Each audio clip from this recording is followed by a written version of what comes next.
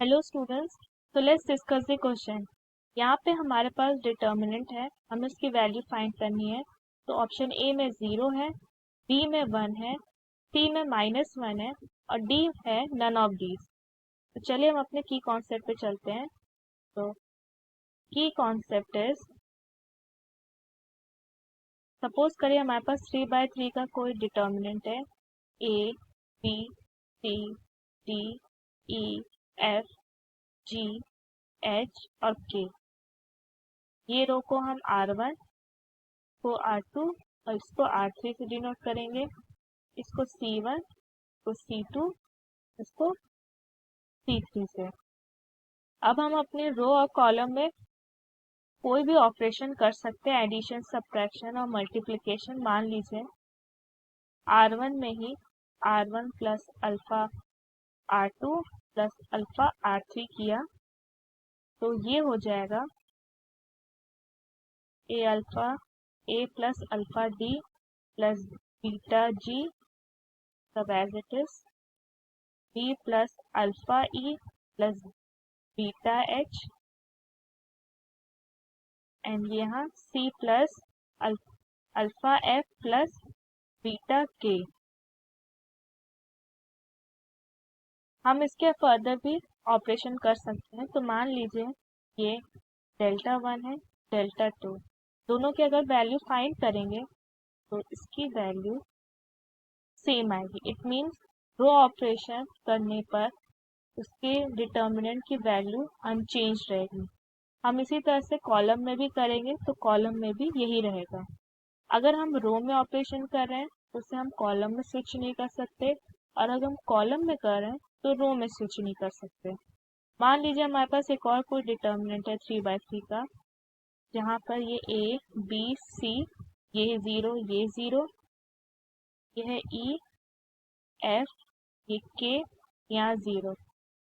तो कहते हैं यहाँ पे जो हमारा लोअर ट्रायंगल फॉर्म हो रहा है, ये इसकी वैल्यू 0 हो रही है। तो हम अगर इसका डिटर्मिनेंट फाइंड करना होगा तो ये हमारे डायगोनल एलिमेंट्स है ए ई के, तो इनको सिंपली हम मल्टीप्लाई करेंगे तो हमारे डिटर्मिनेंट की वैल्यू फाइंड हो जाएगी। सिमिलरली अगर ये अगर इनकी जगह 0 होते तो सेम चीज़ अप्लाई होती है। मीन्स अगर ये इस तरह से होता है ए डी जी ई के एच 0 0 0, तो इसकी भी वैल्यू यही होती। तो चलिए हम अपने गिवन पे चलते हैं।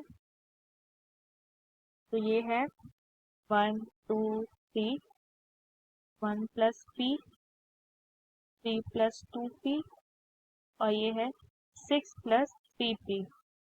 यहाँ पर है 1 प्लस p प्लस q, ये है 1 plus 3p plus 2q and यहाँ है 1 प्लस 6p प्लस 3q। अब हम अपने रो ऑपरेशन देखते हैं। तो R2 में हम R2 माइनस 2R1 करेंगे और R3 में R3 माइनस 3R1 करेंगे, क्योंकि हमें इसे और इसे इन दोनों को 0 करना है।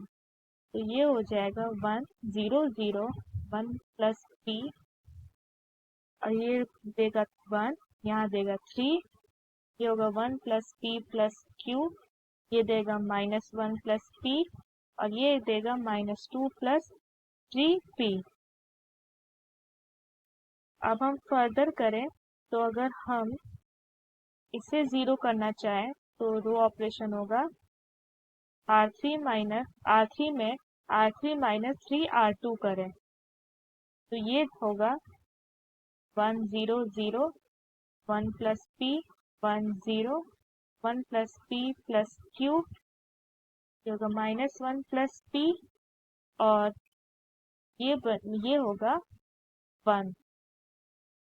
तो हाँ, ये देखिए ये एक लोअर ट्रायंगल यहाँ पे फॉर्म हो रहा है, ये लोअर ट्रायंगुलर मैट्रिक्स है। तो हम इसके डायगोनल एलिमेंट्स उससे मल्टीप्लाई करें तो इसका डिटर्मिनेंट 1 होगा। तो ये जो हमारा फाइनल आंसर है वो ऑप्शन बी है। So I hope the concept is clear. Thank you.